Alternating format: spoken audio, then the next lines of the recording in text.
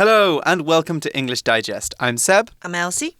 And we are looking at today's topic sentence writing.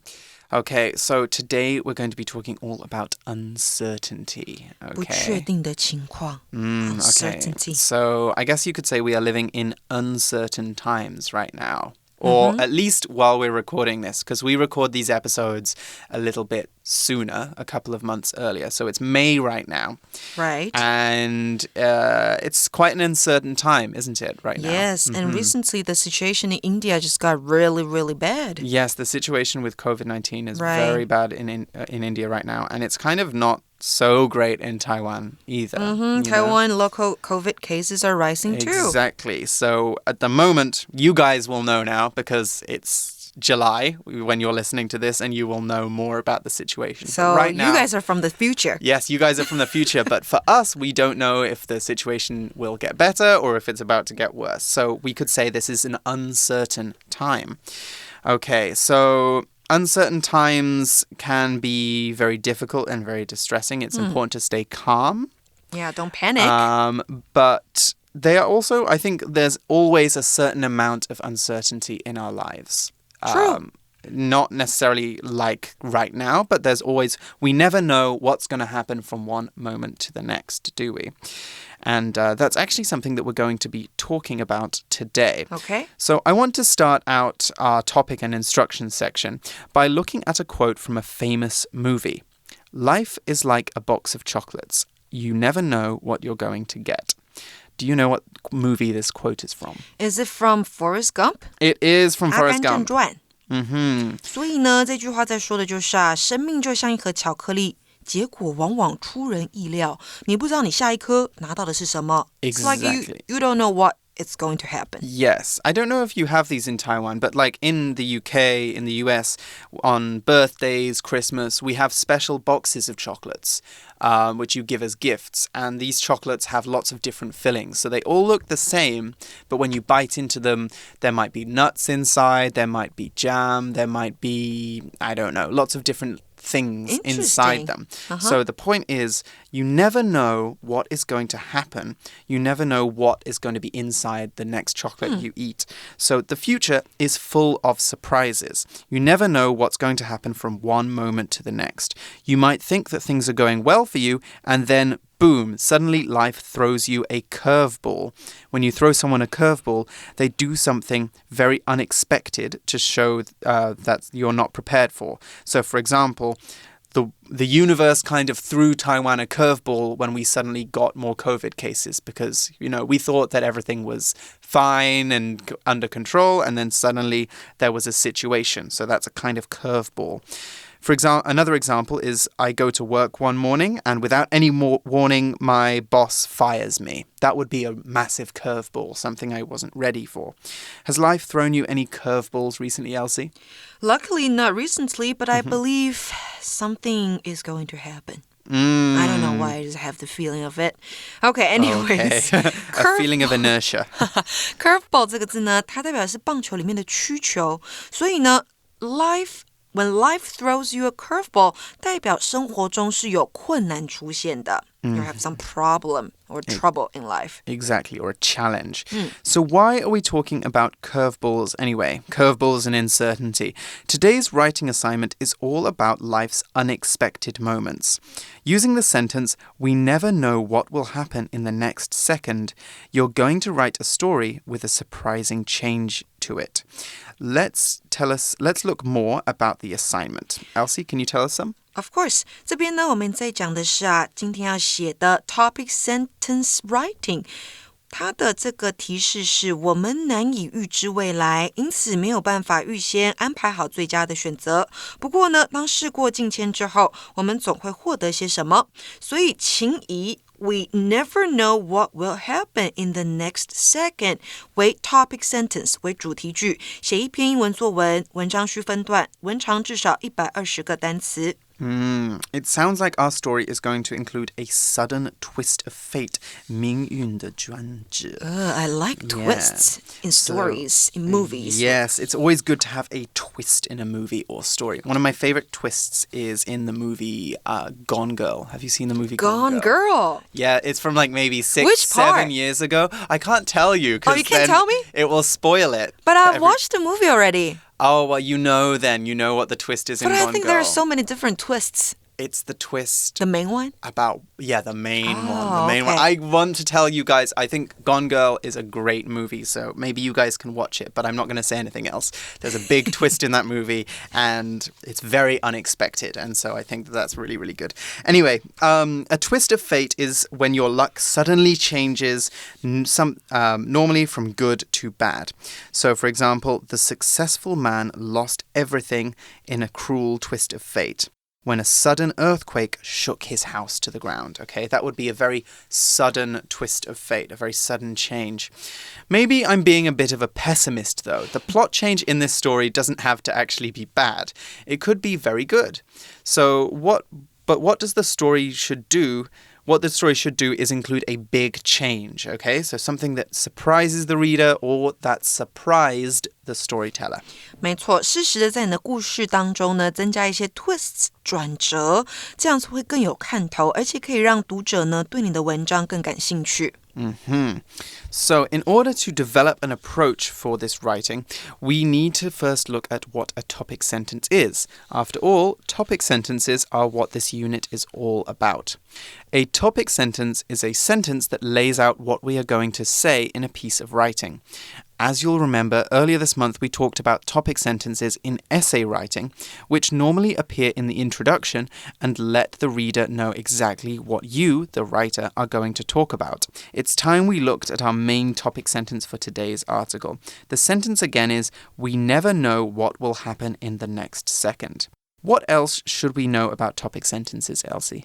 我们来多多了解主题句写作的意义吧。这边呢，我们说呢，主题句写作顾名思义就是会提供主题句，然后根据所提供的主题句写一篇文章，必须按照主题句所指引的方向或重点来发挥。那除非有特别要求，否则呢，文体是不限制的，只需要掌握主题句的发展就可以了。Okay, and how should we develop that into a story?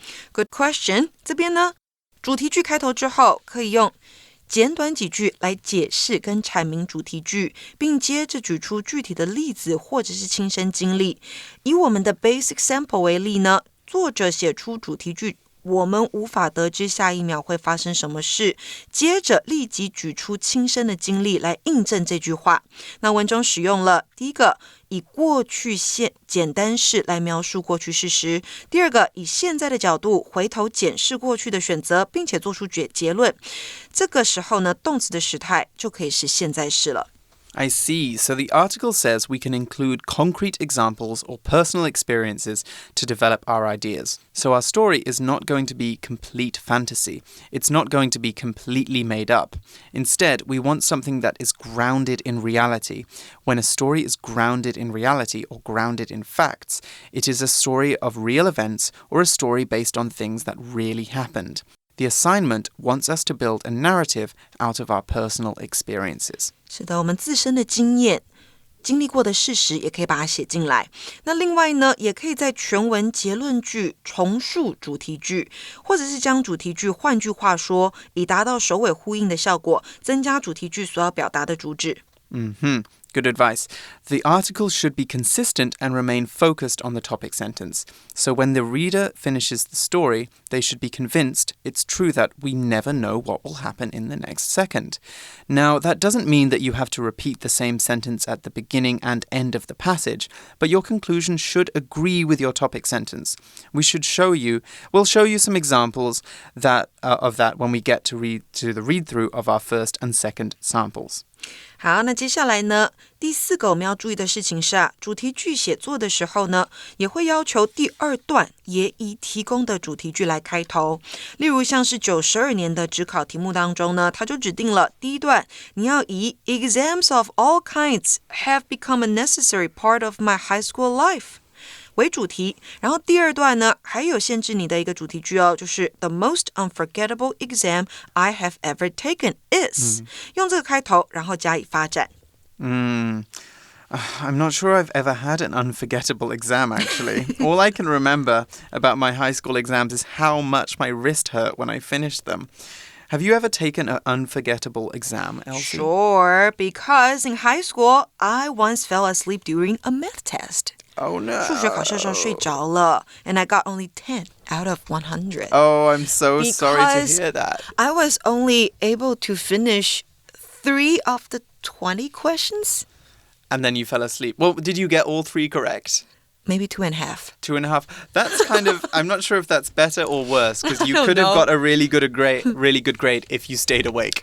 But I stayed up really late to study. Last night, so yeah, I fell asleep. I was too tired. You were cramming. That's what we say when you study last minute for a test and you do many, many hours of studying and really force yourself to do a lot. Not That's worth called it. Cramming. It's not worth it. It's not actually a very good way of studying. It's better to study over a long period of time and make sure that you know everything. Yes. Okay, so I know the feeling. Let's move on to our brainstorming section. And why are we talking about brainstorming? Well, we all know the feeling. You sit down to write a story, but your mind is blank. You can't decide how to start your story or what the best way of telling it is. You might not even know what you can say about the topic. So, for example, you won't know what to say about we don't know what will happen in the next second. It's okay if you feel that way. It's called writer's block, and we all get it sometimes. Right, Elsie? Right. Writer's block 代表就是呢，写作的人笔者他没有办法知道接下来要写出什么东西来，所以这个时候呢 brainstorming is very important. Exactly. Writer's block is kind of like a wall in front of your brain, stopping your ideas from getting together and going onto the page. And brainstorming is a way for us to climb over that wall or get around that wall and start working and creating something really nice. So knowing how to brainstorm your ideas is a powerful skill that will help you get your brain moving and the words flowing onto the page.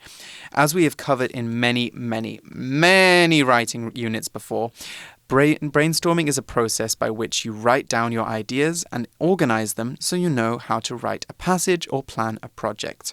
I always brainstorm my ideas before starting any big creative project. In fact, I did it just yesterday with a final paper I am working on for school. I did this by writing down my ideas, theories, and sources messily on a piece of paper and then connecting them with lines, a kind of mind map, until I knew exactly how I wanted to begin with my work. Do you have a favorite way of brainstorming, Elsie? I like mind map too. Okay. Do you write like the circle in the middle of the page? Yes, I would write the words first, and I'll circle the words I wrote, and then connect the different bubbles together. Yeah. So, 这边呢，我们要提供一个图表。那这边，如果你是一时之间不知道如何下笔，就可以利用这个方式确认文章大致的架构，然后掌握大方向之后啊，你就可以回推自己过去的经验，并且列出关键字，最后再将它们延伸成你的 outline 就可以了。So today's brainstorming uses a special kind of flowchart to discuss the topic sentence. We never know what will happen next. Let's take a closer look at it. Okay, so if you look at your magazines now, you'll see we've got that squiggly circle in the middle, the dark-colored one, and it says in the middle our topic sentence, we never know what will happen in the next second. So how I think you can start with this is you can first think about what it is that the surprise was. So just think of something that surprises you in your life. Maybe your phone gets stolen, or you suddenly get a promotion, or you find 10,000 NT lying on the street. Okay, it's something that happens. That, what we've got here is our car accident, so naming the thing that happened. And then from there, you can go and add details. So where did you find 10,000 NT on the ground? Where did the car accident happen? Where were you when the thief stole your phone? What happened that made this surprise come about? Next, you'll see that they've actually divided this into two things. So one is the incident, and the other thing is what the person learned from the experience or what they took away from the experience. So they wrote here, lesson, to live my life to the fullest. So having the car accident really changed them as a person. And lastly, we've got to some more details on what that means, living your life to the fullest. So they decide they're going to stop doing things that don't give their life value and try and do things that really help them grow as a person. And lastly, I don't want to leave with bad feelings towards other people. Okay, so I want to be a good person. 所以呢，这边呢 topic sentence 在中间 We never know what will happen in the next second. 然后有箭头往上走跟箭头往下走两个不同的方向。往上走呢是它故事发生的经过，主要的就是车祸，然后再往上走就会是车祸之后流血求救，然后呢还做了手术，最后在医院好几周。主题句的下方你会看到是他学到的 lesson， 他的教训。所以因为上面的事情之后，他学到的是要好好过我的人生。那这样子的发展，你把它写下来之后呢，在你写文章的时候会相当的重要，相当的有帮助。Now that we have our ideas on paper, it's time for that part of the episode that you guys are most familiar with. We're going to develop our outline. So, Elsie, why is it important for us to develop an outline before we start writing? 因为呢 outline 架构可以帮助我们更清楚知道文章的整体性，有了架构再来写 details 会更容易。Today's outline is a tried and tested structure that is storytelling gold for your English exams. As you'll see in your magazines, we start by giving a mini topic sentence for the paragraph, a sentence that makes the point we want to develop with the paragraph. Then, as we move through the paragraph, the following sentences expand our topic sentence and give added information that support it. Let's take a look at the first part of our outline now. 好，首先呢，我们看到主旨句第一句，第一个 topic sentence 就是 We never know what will happen in the next second。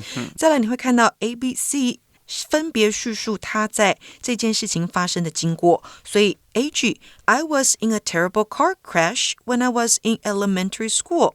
时间先写出来，是他在小学的时候。再来是呢 I was singing in the car and then I was screaming and bleeding。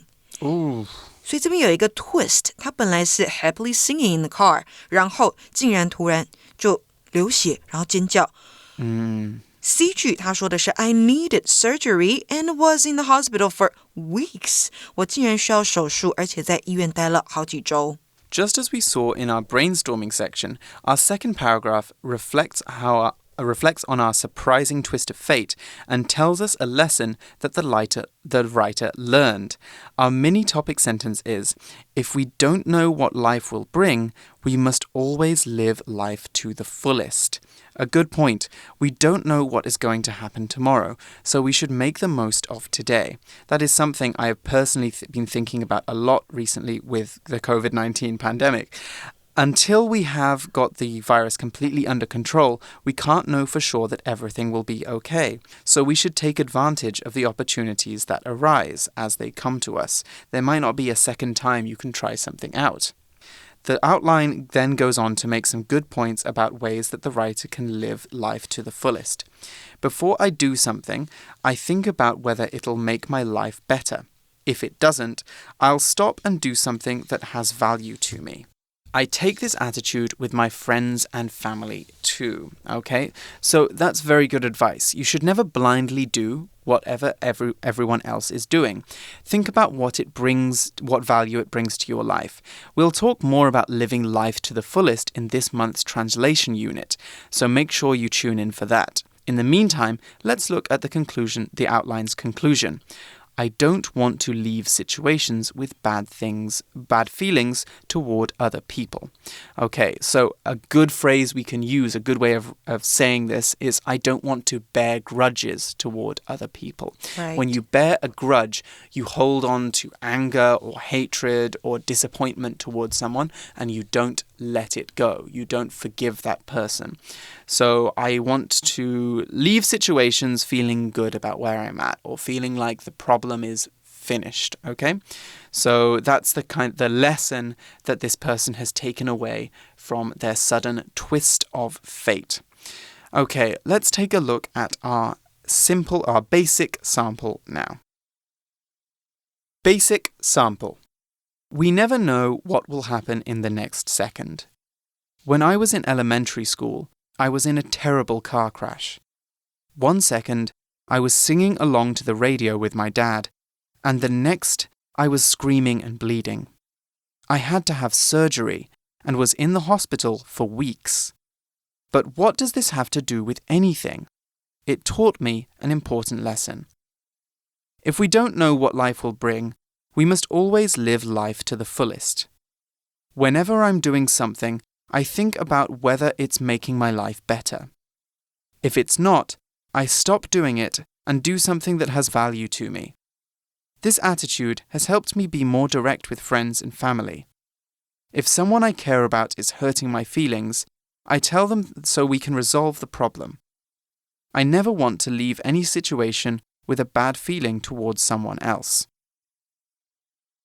Wow, what a powerful story. Our basic sample begins by talking about a traumatic experience. Traumatic, by the way, is an adjective. It means something that is so shocking, upsetting, or sad that it affects you for a very long time. So, for example, Emma had a traumatic experience when she was young. Her house burned to the ground. Traumatic 这个形容词啊，就是留下伤痕的，然后让你心中有阴影。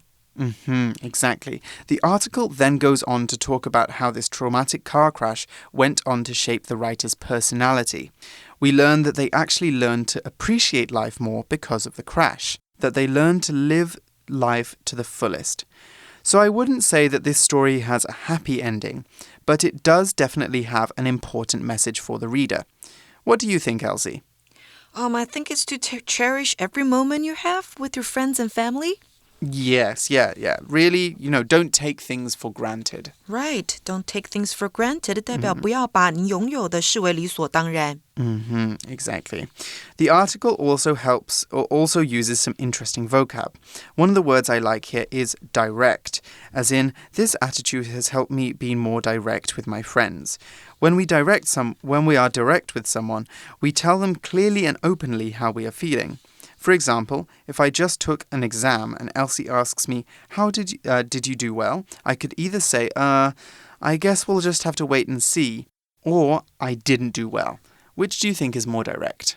You didn't do well? Exactly. I'm not beating about the bush. I'm not taking a long time to tell you what I mean, or I'm not, using other words to tell you what I mean. I'm just telling you the truth, and that's it. So be more direct with somebody 代表就是对人直接有话直说的意思。Exactly. So being direct is normally a good thing, but if we are too direct at the wrong time, we might hurt people's feelings. We call this kind of behavior being blunt or speaking bluntly. When something is blunt, it's heavy and sharp and not sharp. So speaking bluntly is to speak very directly without considering the other person's feelings. Speak bluntly, 那这个就是比较负面的说法咯，代表你讲话很直白，可能是会伤到别人的心情。Exactly. So if someone is trying on some clothes and they say, what do you think of me in these clothes? How do I look? How do I look? And you don't like how they look. You could say, I think I like the other thing you wore. Or, right. I don't personally like that style. Those are ways of being considerate. It's kind of direct, but it's not blunt. If I say, you look fat. Oh my God, that's speaking very bluntly. Right, speaking so bluntly. Exactly. I'm not thinking how saying that will affect the other person. You're not thinking about upset. My feeling. Exactly. Not thinking about feelings. Okay, let's look at our second example now. Okay. Advanced sample. We never know what will happen in the next second. One moment, we could be living our lives by the same old routines that we always follow, and in the next instant, these routines could be turned upside down.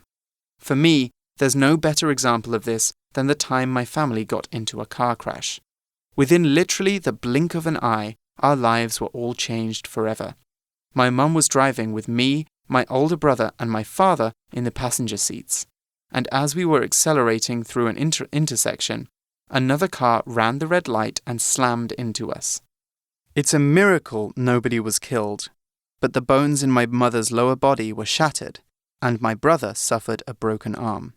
In the weeks and months that ensued, my mum had numerous surgeries to reconstruct her legs and feet, and she was wheelchair-bound with persistent pain. My brother also had to quit the school basketball team, as he couldn't play with only one good arm. My dad and I helped out as much as we could, but we also were tormented by memories of the accident. Thankfully, my mum and brother both made a full recovery in time. Since then, our views on life have been transformed. We try not to take a single moment of our time as a family for granted, because we never know when it might come to an end. Though the crash was traumatic, the shared experience ultimately reinforced my family's bonds. Okay, so here we took the same outline that we had from our example, and we've taken it in kind of a different direction. This example gives us a lot more detail on the crash and how it affected the writer and the writer's family. What stood out for you, Elsie, about this? I think the writer spent more time on explaining the whole situation.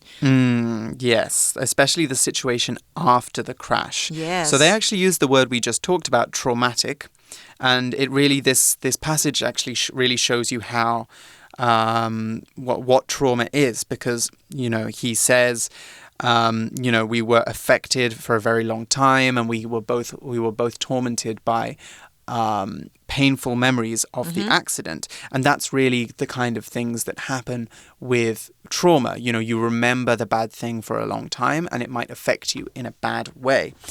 I just used the word torment, and I'd like to look at that one quickly. When you're tormented by something, you feel a lot of mental or physical pain because of it, or a lot of anxiety. So in this story, we had them remembering the accident for a long time. But here's another example too. Tommy was tormented by bullies throughout his high school years. So what does the word torment tell you about Tommy's high school years, Elsie? He was living miserably. Exactly. He was having a very bad time. The bullies were constantly bullying him. 所以呢 torment 这个动词啊，代表的是使人痛苦折磨。所以当你看到这个字用上去之后呢，就代表这个人因为某事而被痛苦折磨着。Exactly. All right. Unfortunately, that is all the time we have for today's episode. I hope that this gave you lots of ideas for your writing, and best of luck putting together your topic sentence writing assignment. Good luck. Okay, so we will see you soon for more writing assignments and more creative advice for your English exams. But for now, it's time to say goodbye. For English Digest, I'm Seb. I'm Elsie. And we'll see you again soon. Bye. Bye-bye.